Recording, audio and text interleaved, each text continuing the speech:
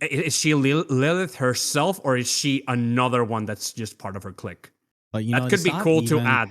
That would be cool to add in the setting. Yeah, it's not even that Lilith in the Bible is actually like Adam's first wife. That is that's bullshit. Yeah, no one. But we use it in pop culture because it's fun to use and makes lore interesting.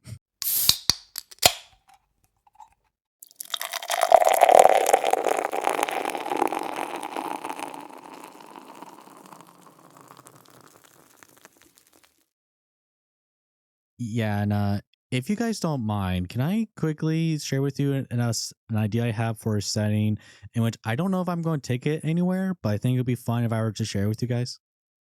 Sure. Yeah, sure. Right, and Hubrecht actually was part of the conversation. This was like, months back, but I had this idea in which there's like this grim, dark future war game in which what have happened, what I'm going to say, an unmarked future, like far into the future where no one can really say what date it is. You could say it's the next millennium. The records are gone for it though. What has happened though is that there's this wizard who has committed this satanic ritual that's been lost to history, and he's basically now a figure of myth. But everything that has happened to this world is because of him. And what he had done is that he had dragged Venus, our little planet Venus, into coming close to our orbit via teleportation through this ritual. And this, Venus coming to our world, so close to our world, it has actually drawn in demons, and they have infected Venus itself. And so it has gotten the name, the Star of Hades. That's the title for this planet now. So basically, it's kind of like this Revelations apocalyptic war between humanity and the invading demons from Venus. And I figured this would be a kind of fun way to have like my own version of 40K and Trench Crusade. Like there are Knight Templars and like power armor. They're fighting against like hordes of mutated people who are like half goats and stuff. But with that like introduction, what are your thoughts on that? Like especially with the whole theme of like it's Venus, in which that has, opened up a portal to hell and all. But what do you guys think? That sounds really neat. It sounds really good. I mean, it's like it wears its inspirations on its sleeve, right? It's all very obviously a 40K, it's obviously shooting from 40K. And also the Venus setting reminds me like of Doom, but Doom happens in Mars, so instead of Mars, you move it to Venus. But honestly, it's not like 40K. It's has a monopoly on Christian-inspired, Revelation-inspired, Christian-inspired things in space in the future. It's not like it belongs to them. It's just the one that it's most famous and does it better. So, yeah, I like it. And I mean, basing yourself on Trench Crusade has a whole, a whole bucket of nothing, basically. The setting is a whole bucket of nothing anyway, so... The reason why I brought up Trench Crusade is because I get what they're doing, but I think this is like more of a direction that it could have taken, like in terms of like, story. But, yeah. The thing with Trench Crusade is that it's definitely, the lore is not something that they really thought about. And you can tell. Yeah. The Trench Crusade basically, its only real appeal, it's the artwork, which is great. It's one of the most disturbingly beautiful artwork and designs for demons and things I've ever seen. But it's all it has, basically. Yeah, even before the drama, I remember looking into the lore more. And the more I looked into, I can't remember what it's called now, but whichever faction is supposed to be the hyper-Catholic one, the more I looked into it, the more uncomfortable I got. So I kind of got to a point with the IP that where like I was curious and I was going to be supportive of my friends and everything, but maybe I would enjoy it from the sidelines, help brainstorm lore with people and whatnot, maybe get to a point where I could paint minis for others, maybe not for myself. But then like, yeah, they like the drama aside, their lore development feels like they didn't plan properly, and I don't think they feel any shame in that, which is not great for long term. Yeah. Like, you can have a successful Kickstarter, but if it doesn't carry its own weight, it's not going to walk long. Yeah, Well, like and- sometimes I check on the Kickstarter and look at the updates to see like, gee, how's it going? Because it's been a long time, and I know that a lot of Kickstarters can take a while. But yeah, some of the production stuff is just crazy. With all of the mistakes and the broken models and missing orders. Apparently, they're shipping the books just in cardboard. There's no padding, so a lot of books are getting damaged. It's just a whole mess. sounds like Amazon. Right. Yeah. I don't think I've gotten one broken thing from Amazon though, but just to quickly wind back, like, do you want to know why I decided to have Venus being the planet that has like drawn in the health horses? Because okay, I'm gonna guess, but you can tell me not. Because it's named after a heathen goddess that is the personification of lust and desire, and she's a total bitch about it. No, because But it is. But she is. Aphrodite is a bitch. Like right. The reason why is because the word morning star or Lucifer or even light bringer, depending on context, it is a word that simply means, as I said, light bringer or the morning star, Lucifer. Oh, And okay, yeah, okay. Plenty of times in the Bible, especially the Old Testament, Venus has been referenced to as the morning star, and it is kind of like the morning star before Yeah. Mediterranean cultures, especially like the Abrahamic phase. So the reason why is because Venus in this context, being this morning star, is planet hell, quote unquote. So that's why I decided to have like hell forces come from Venus, because in this context of what morning star means. Not because of Mars and it's like, oh, I can't copy Doom, I have to use Venus now. That's kind of like my justification for why it's happening on Venus. So that's why in this lore this is happening. It's not like it happens because it's cool. It's because of what it's reflecting. That's pretty cool. Two things can be true at once. So I like the reasoning, and now that I think about it, like if Venus simply means a morning star, and that's Satan's Lucifer, like Lucifer. Yeah, Lucifer, means but star. But it's in means morning reference star to Venus, depending on certain passages. Okay, yeah, okay, sure. But what I mean is that if Lucifer means morning star, and that's Satan's original epithet, that was what he was before he went traitor, right?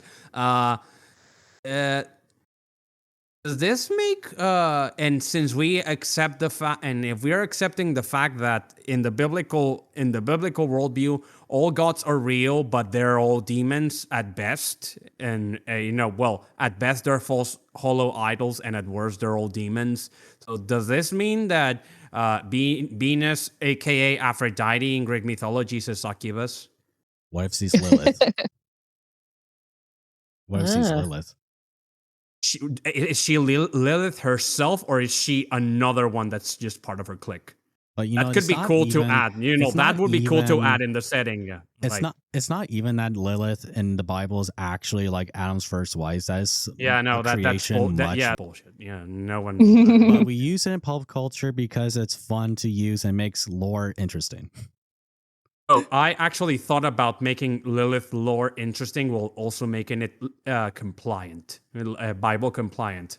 Here's my story theory for Lilith. So essentially, I could use Lilith this for my Adam too. Yeah, you could use it. Go ahead and use it if you want to.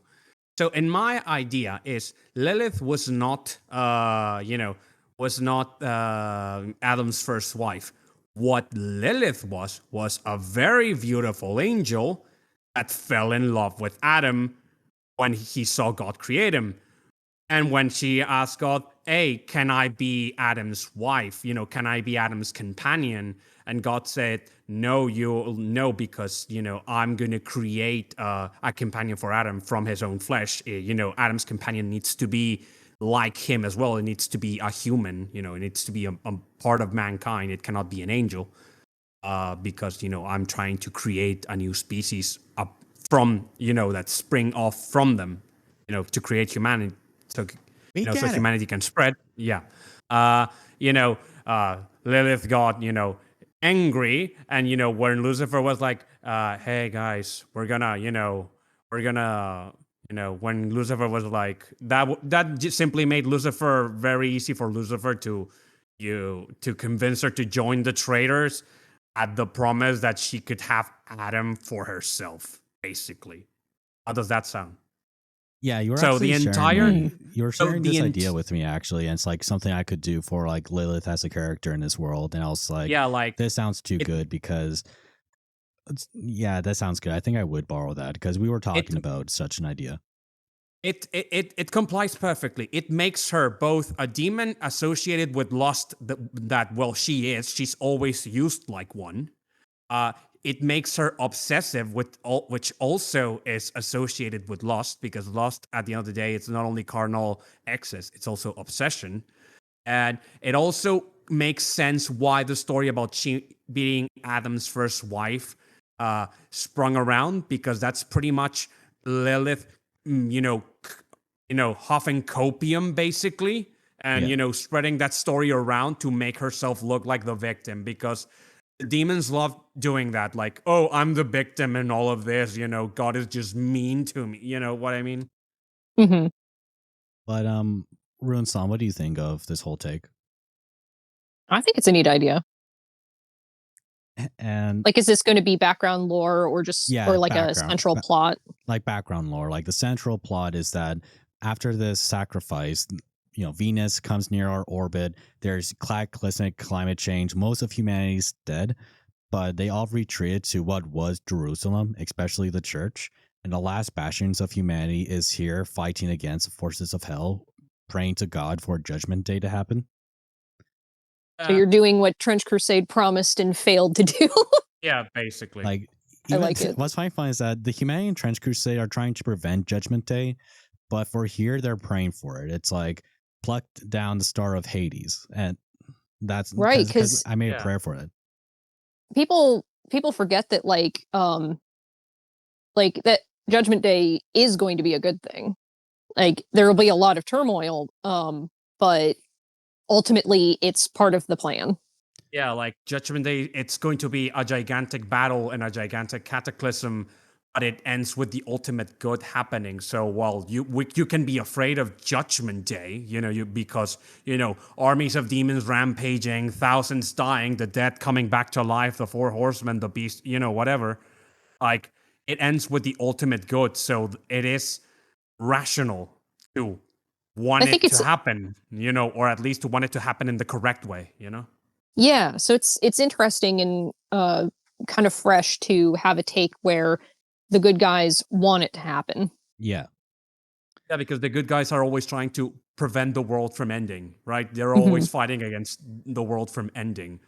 Like it is a bit noble of the guys technically want to end all of existence, technically, but it is ending like in a positive note that will bring about the ultimate good possible. It's not like Exactly. ending, I will kill everyone and everyone will, and the universe will burn in hell for eternity, like in 40K, right?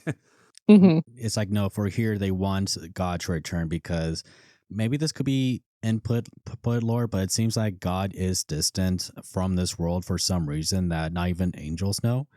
But I was thinking angels would be in a saying like helping alongside mankind, Mm. fighting against the forces. And I just have this fun depiction that maybe angels here can be portrayed as having like ram horns, or they're almost like ram like creatures because rams are male, sheep and Hmm. and I figured these would be like the warrior sheep against the goats because I had this idea that Ah, like half demon people are more like on the goat side of things. that'd be an interesting parallel. Yeah, I mean, I do find the idea of basically the angels having feeling that God is distant even with them, the loyal angels, I mean, as a kind of like a test of faith for the angels, like just before Right. judgment, then Judgment Day begins. Like the final show is about to start. I need to make sure that you're all on board and ready for this. And for that, I need to step back for a little bit to test your faith for a change. I need the angels are now in this situation where they are the ones in the position, unfamiliar position of having their faith tested instead of just the humans, like that would be interesting. Yeah. And even for background lore, I had this fun idea where, um, all the aspirations of Mary, right? Or Hmm. right. Yeah. So I was thinking of having my own aspiration where it's called the Lady Terra. And basically, what has happened is that in a siege against the Vatican, or where the refuge of a lot of people were when they were at Vatican City at a time before having to go on this exodus to what is now modern Jerusalem, I had this idea that there's this giant aspiration of the Virgin Mary where she was like this giant of light and thunder and lightning. And she was like destroying entire legions of demons that were trying to siege the city. And from Mm. this came the prayer called Our Lady Terra. And just be real quick, it goes, O Lady Terra, Mother of Jesus, intercede for us, tear down the star of Hades, dawn us the light of Christ. Amen. That's really good. Also, I need to remind you that one of the epithets for the Virgin Mary is the Star of the Sea. Oh, I So, didn't even think of that. yeah, like so you True. can use that, like just so you can maybe add that or make some relation with that because Star of the Yeah. Sea is one of Our Lady's epithets, and Mother Mary is often depicted in a lot of icons using a cloak made of stars, made of the Yes. sky itself. I didn't even consider that. That's clever. That'd be fun. That would be a great parallel. Yeah, and like that, and the reason why I decided to call it the Star of Hades and not something like Star of Hell is that on the whole topic of the afterlife and the debates of the afterlife, I had the Mhm. idea that hell. When I say hell here in this context, in this setting, it's Hades, the realm of the dead, because these are souls that are still waiting for Judgment Day, and a lot of them could be damned when it comes to Judgment Day, be thrown to the lake of fire. So there's this sort of thing where it's like this star has opened a sort of like gateway to Hades, and Satan, the Legion of Demons are saying, if you come fight with us, we can guarantee you might be more comfortable. Or it's like, do you want to help us fight against God? Because you don't know. better Right. to I tell you, it is better to serve in hell than rule in heaven. No, it's better to rule in hell than serve in heaven. Like Yeah. uh Like question or like context or not, it's like Hades, what people say the realm of Sheol is the afterlife for most people in the Mediterranean area. Um, it's not a pleasant experience. So Mhm. it's like people would say this is a hell, like Hades, Sheol.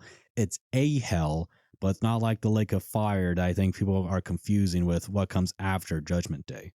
So that's why I decided, like, here's our souls of the damned, the souls of the dead, fighting with the forces of hell, or Satan. Mhm.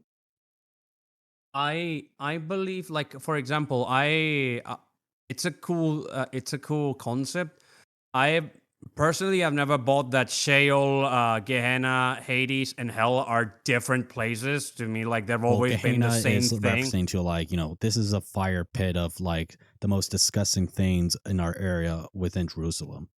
Yeah, 'Cause- yeah, but it was used as a word for the place of yeah, punishment because like because this is not uh Gehenna, this is Hades, Sheol. yeah, but normally, biblically speaking, Hades is used as a word for hell as well, like the Yeah. place of death and place of death. And remember that death and damnation, in a biblical sense, are both the same thing, Hmm. basically.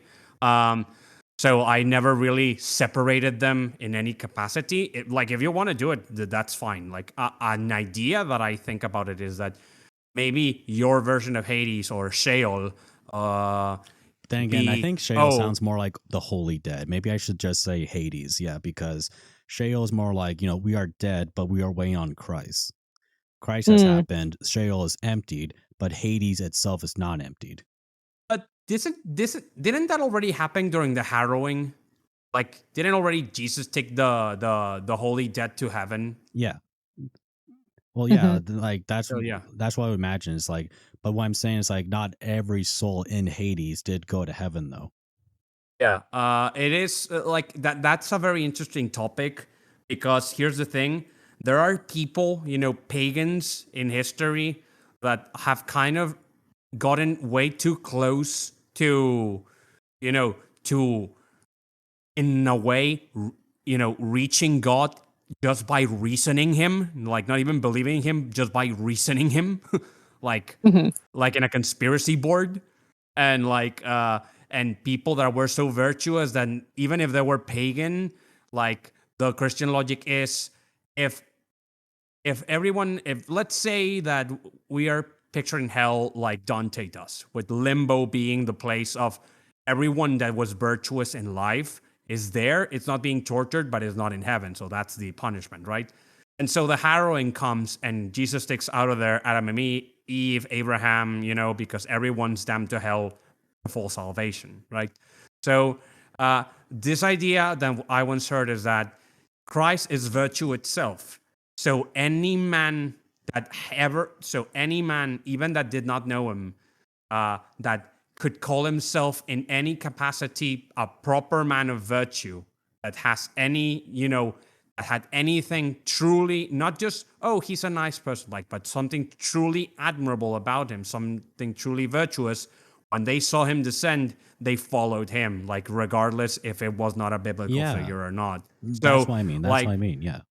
so Dante does this in a way, like when he puts in heaven in this Commedia, he puts Emperor Trajan in heaven because, like, Trajan was a pagan. Trajan persecuted Christianity too, but Trajan was such a good and virtuous emperor. For the time he lived in, he was very wise, he was very brave, very just. That it was like, regardless of that, like he got saved by the harrowing. So you could see Alexander the Great and Plato in heaven too, even though they were considered, like, Alexander the Great was considered a demigod of Zeus, like. Mm. Yeah, and what was I going Sorry, to I say? talked too much. No, but Oh no, not at all. No, but real quick, I think I remember too. There's this like Orthodox story where it's like supposedly what happens, like bunch of Orthodox monks were praying for the salvation of Plato, even though he died before Christ. And supposedly in a dream, he said to them, "I was saved" when Jesus came down.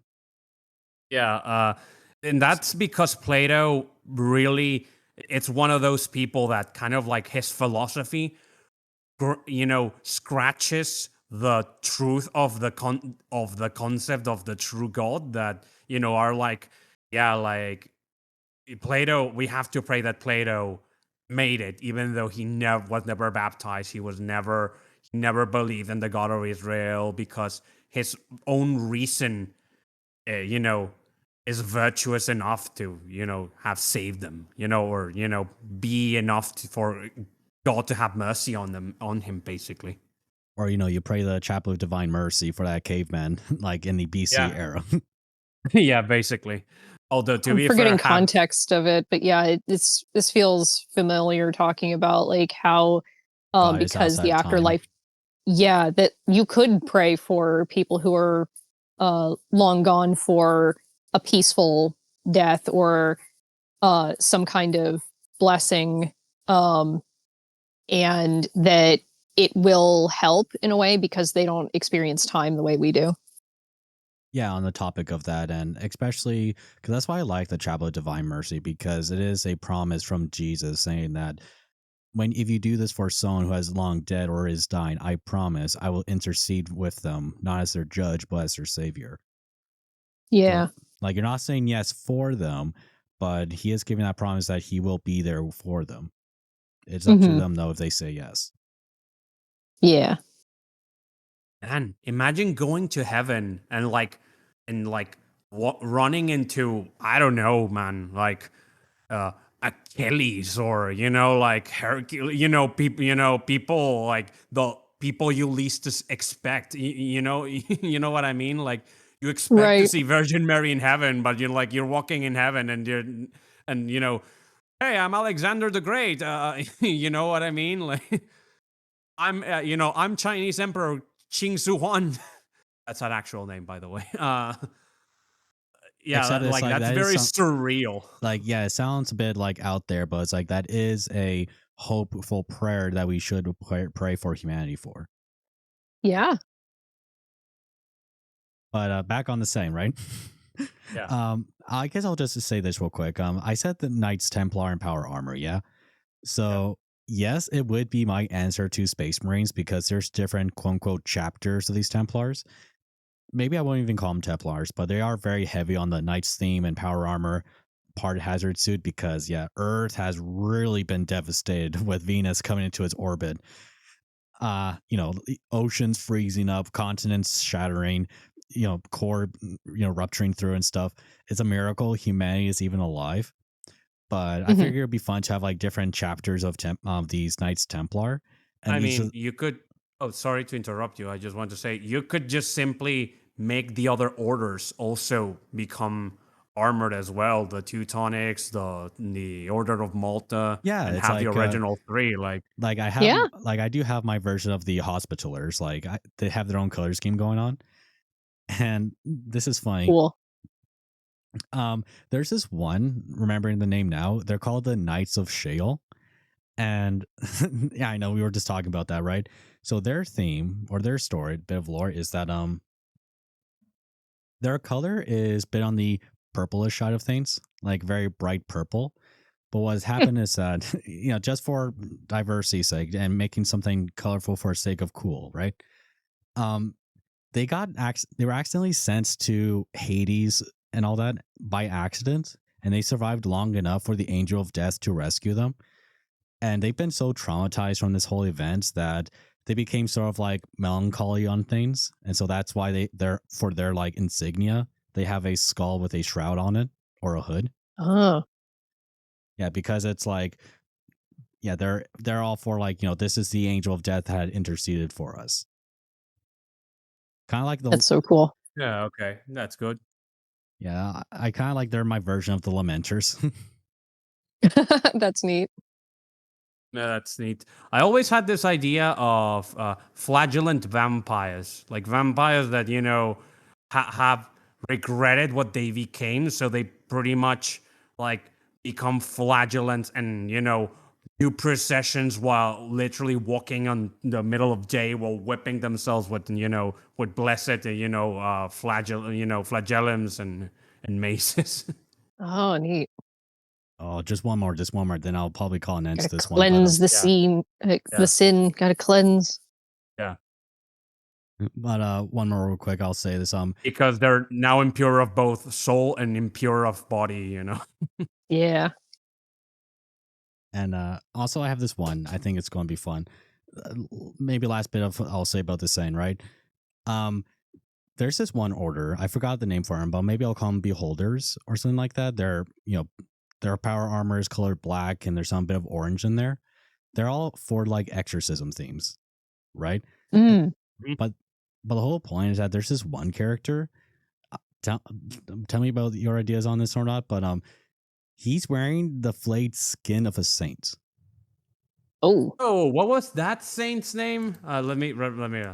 Yeah, because there's a Let me look up. statue of a saint with his Yeah, skin off, I've and seen he's it. wearing his skin. I've seen it in person. It's on the Il Duomo de Milan. Oh, wow. I've seen it in person. It's one of the most disturbingly beautiful statues I ever seen. Oh, it's Saint Bartholomew. Oh, that one. Yeah, right. Yeah. How do you feel if it's like a power armored knight wearing the flayed skin of a saint? You can do it, to add the grimness, but you have to do it in a way that it doesn't look that try to mitigate the grotesqueness of this. Like maybe have the skin having stitch into a cloak, and the cloak has like golden elements or Yeah. things like that, things that make it that pretty it up, that he doesn't look like a night lord. Right. Like if you do it in a way where it looks like it's being displayed respectfully, I think you can get away with it. Yeah, where it's kind of like it is like a hooded cloak that's why he's wearing it. It's not like he's Fabius Bile. That's what I mean. You don't want him to look like Buffalo Bill, you know? Yeah, I think the point of why is because it's kind of like this tells you how grim things are for this world, and it's also this is not your Sunday school kind of church thing. Yeah. Right. Because the one thing I want to say about Trench Crusade and reason why I want to kind of reflect on it is because it's not because the church is evil, or it's not even says that they say church is evil, but it's because humanity is nuts. It's because it's like because they're literally fighting hell, and it's like I think some people be a little bit disturbed. A little bit. I mean, is there any way of not being disturbed when the Yeah. eternal abyss that transcends time and space, whose only purpose there is to ensure your death, destruction, and eternal pain beyond human comprehension, is actively invading you?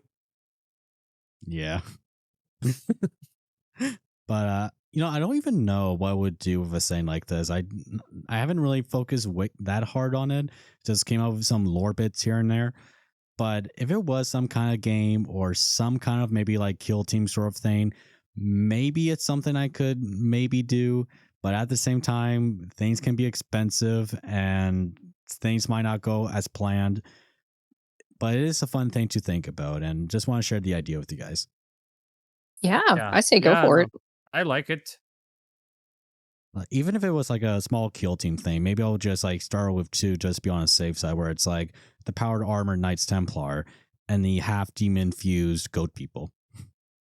Yeah. Just one final question about the setting. Not because I'm trying to undermine you. I'm just trying to, fill holes that logical holes that I find sure. in all of this, just to make sure.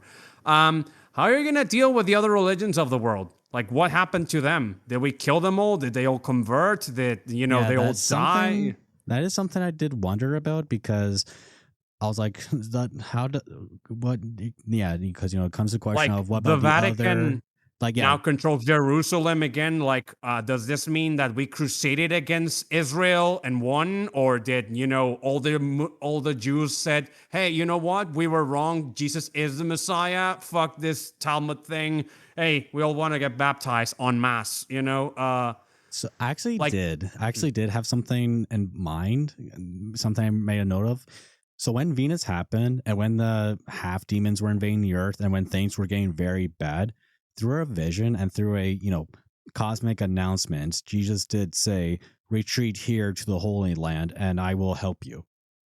So Yeah, because I think a big flub of Trench Crusades is not addressing the elephant in the room of how come with all of this like absolutely biblical level revelation that God is real, do the religions not budge? Yeah, because that's something I do want to question. Like, what should I do with this without becoming, I don't want to say insensitive, but more like, how can I make this, can I say appropriate? Where it's like, haha, you're all wrong. But it's more like, I don't even know how I would do it. I'll just admit right now, I don't know how to do Tough, it. yeah. I mean, But I think that you need to bite the bullet in a way, because there's no way you can have a a fictional setting where you confirm that what's true in real life, it's also true in this fiction, and say that, oh, but all religions are okay. No, you intrinsically, by saying that, say that everyone else is wrong. Like, even if you don't spell it out directly, that's the problem. So what you need to do is kind of like see how you can work that uncertainty and that shock of the people that are like, yeah, because yes, I imagine there would be people that would be militant against that. It's like, no, this can't be right. Yeah, like you can, because humans are like that. Just think of the Bible itself. Like, the Hebrews were freed from Egypt by direct divine intervention. They saw the sea split in half and walked through it, and and then they just said, you know what? Let's worship a golden calf. So it's not out of character for people to literally see God writing in the sky, "Hey, this is real, do this, do that," and be like, "Nah, man, I don't think I will." You know what I mean? It's in character for us to do it. You know what you could So do as an exercise? Like, not make this part of your canon, but just as sort of like world building, muscle training, is maybe like brainstorm how would Catholicism adapt if someone else's God was confirmed to exist, and then apply the same logic in reverse for your head world. Okay. So let's say in this exercise, let's say imagine, the Muslim Allah God is real. And how would the Vatican respond to that? So something like that? Yeah, like you could probably brainstorm like, insert uh non-Christian God, and how like, Catholicism wouldn't like just cease to exist, but how would we adapt? Yeah. here's an idea. Here's an idea, if I may. Sorry for interrupting you No, again. go ahead. Go ahead. I like brainstorming ideas. Yeah. Stuff like Okay, this is healthy. Mhm. let's say that tomorrow, literally the Greek Olympian gods show up in the sky. They descend upon the earth, and they're like, "We are real mortals. Worship us, mortals." What would happen is, what in Catholicism's case, what would happen is, these are clearly demons. That's Mhm. like, because here's the thing: the Catholic worldview does not deny the existence of other gods. It just clarifies that they are not gods. They're not the true gods. They're just demons masquerading as in the beautiful guise of a human divinity. Like, so this would still be fair game for both, for Catholicism, Judaism, and Islam. Be like, oh, this is just foot soldiers of the devil. These are just demons. Because, well, That could be a way that you could add conflict to your setting, is have factions that are like, oh, the Christian God is real? Well, it's a demon. Okay, like And how they might respond to that. because like, it could be imagine the like Buddhist. Oh, sorry. sorry, I was going to say, because it'd be like, how would the Islam world respond to something like this? Like, they're not going to join the forces of hell, but at the same time, too, there is that resistance of accepting that, Jesus is Son of God. So do they become their own little faction in this thing? But here's the Yeah. Or maybe thing. background lore thing? Yes, but here's the thing. How long can you, like, you guys do know, like, I know that there's no middle ground Yeah. in this religion, right? You're either Yeah. with God or you're not with him, and that means you're of the enemy. So, like, either if you make them a faction, you make them a faction under the underlying theme of these people are slowly but surely being coerced and corrupted due to their unbelief by the same enemy that they claim to fight as well. You know? Oh, Yeah. Uh and another thing you could do is you can play around with both versions by taking each of the religions and have them split into subfactions, people who convert either fully or partially, and then the side that's like, oh well, we just inherently reject this. Yeah, because I And don't. then you can sort of do both. Yeah, because I was thinking, because it does come a question of like, how would like Hindus respond to something like this? And I'd be like, well, what if it's because I don't want to do a thing where it's like, fully absorb, people of Hinduism. And it's like, okay, you are no longer Hindus. You have to change everything about yourself and become like Western Catholics, where it's like, well, what if these are Indian Catholics? Because Hmm. that is because across the world that's a thing where it's not just like total absorption of someone's culture into changing it completely, or Here's the thing. westernizing them in a way, or I don't know what I'm saying. What do you say, Hubrecht?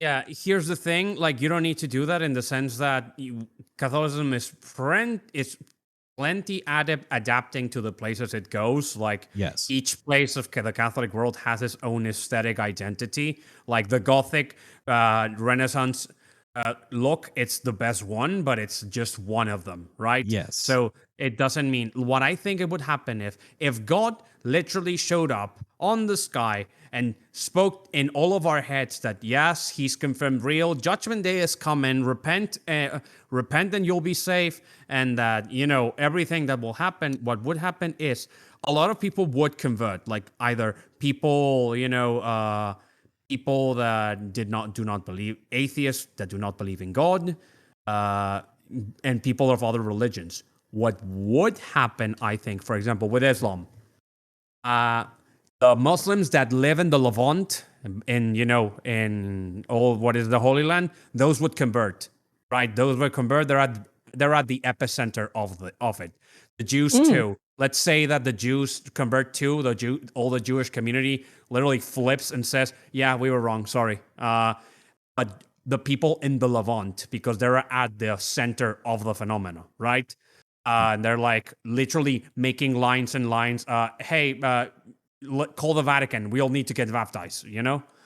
But for example, let's say the Muslims in Mecca are like, and some of the rest of the Muslim world converts too, because it's not something that's only seen in the Levant. But another schism in Islam happens between the people that are like, yeah, Jesus is the Son of God after all, so we need to, worship him. The people that are, I mean, it's a great miracle, but I don't think the teachings of the Prophet, meaning Muhammad, are wrong. We'll see how we integrate this with our current belief system, if we can get away with it. Or C, this is whole devilry, and everyone that does this is infidels and they need to die. And the Jewish world will do that too, but the people in the Levant would absolutely all convert. Like the only people that I can imagine not existing anymore after the great miracle, whatever you're going to call it, would be atheists, right? Because that would be just plain stupidity. You could maybe add them as a joke faction of, there's this like club of like 100 people that are like, oh yeah, this is all just a mass hallucination. You know what I mean? Hmm. Yeah. But Or I like don't want to come atheists off would as be the, no offense. I don't want to come off as like petty or like this is like my little fan fiction against people I don't like, but that is a schism question that will be interesting to cover in a world like this, because I do like the idea that there's like, let's say for like someone far away in China who's a Buddhist, there will be three reactions to this religion. There will be people who fully convert, people who like partially want to, but they'll come to this holy land anyways, and people who fully reject, like, no, this is an illusion. So maybe that three sort of schism thing could be an interesting thing to like, talk about in the world like this. But what do you think? And it's realistic. Yeah, it's realistic. I mean, you need to remember that, for example, while Christianity grew organically underground under persecution of the Roman Empire, it didn't really set the empire ablaze in a wave of conversion until Constantine made it legal and then converted himself. So, like, the places where people will convert from whatever they believe the fastest would be places where uh, someone of authority would be the one to take the initiative. So, for example, China is a militant communist state, but is the fastest growing population of Christians in the world, and they live under repression. If that happens tomorrow and someone and the heads of the Communist Party split on whether, oh, this is real, or no, this is a threat to China, but some of them says, yeah, no, I'm sorry, I cannot deny this. This is the truth, and baptizes, and people will find validation if their elders and leaders are the ones that take the initiative. So, for example, if the chairman of China is the one to baptize, China will baptize en masse with him. You know what I mean? Yeah. Even if they were militant atheists, a good chunk of the Chinese population will baptize en masse if they do that. If their leader is the one to do it. Yeah, and because that you can't exactly ignore a topic like this, because like I don't even want to do a trans crusade thing where it's like, oh, you see, God's real, but also Allah of Islam is real at the same time. But it's like that doesn't make any sense. You cannot have several monotheist gods existing at the same time. Like they're either all the same one. They're either all the same one, or none of them is monotheistic, because to be monotheistic, you need to be almighty. And they cannot be you need to pick several one, unless almighty. you're saying it's a pantheon. Yeah. Yeah, not even, maybe it's the pantheon argument, but more like, Islam does recognize this is the God of Abraham. So that's the one thing. But to say something like Sikhism, they do believe in a monotheistic God, but they don't say this is like, Abraham. This is the God of Abraham. But that's not what it is. It's a separate monotheistic God entirely almost. Right. Mhm. So that's I think that the Sikh would convert, honestly, because even if it's the wrong monotheistic God, it's the same. because monotheism Not an isn't idea. tied exclusively to Abrahamic faith. Yeah. Yeah. But yeah, that's what I mean, like, on the whole topic of that, because like, yes, Jesus has revealed to himself in a cosmic announcement, come to the Holy Land. This is the last bastion of humanity where we will stand left, retreat to here. And then it comes to the question of how does everyone else respond? Right. Also, yeah, also another question, who rules the planet? Like, since we're all back to being unapologetic Christians now, does that mean that the Pope is the ruler of the planet, or does that mean that So we still have countries, or the old, or are we, are people back to monarchy because they look to the figure of the holy anointed monarch by God to defend them? your question. Now, what's happened when I say cataclysmic climate change? I mean cataclysmic climate change. North America, I think even the entire Americas are gone. They're destroyed. They're ruins. And Britain But I itself. live here. I live here too. Yeah. When I say the Americas, I mean both continents, right? That's gone. Britain's gone. Everyone is retreating to the Holy Land because that's literally the safest place on earth left, right? So the Okay. one in charge, though, there's no countries anymore. It's just everyone at this small little piece of earth left. But the Pope is in charge, and he is working with what would be, leaders of the last parts of the world. But they are like, kings, leaders. Something like the president of the United States isn't there. When I say far future, this is far future.